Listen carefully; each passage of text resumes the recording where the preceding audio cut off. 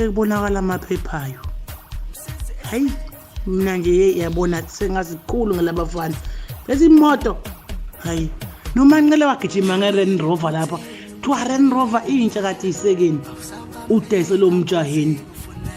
My yabona nje umanqele umhlaka banomjaheni yevula oba nje letidili kamahosha yakutshela umjaheni uphethe elikhulu waqeda namangathiwa uyithenga inwinyiwana kade imoto kaMjaheni. My lesibona amaphepha ayingeke mhlawumbe nalonise laleli bibahamba naye. Hey naye waye garage wavela umlungu ephethe amabhuku eminika efaka isudu emnyama. Ho beyuse garage nawe aqhawule lapha umlungu kade umlungu kaMjaheni.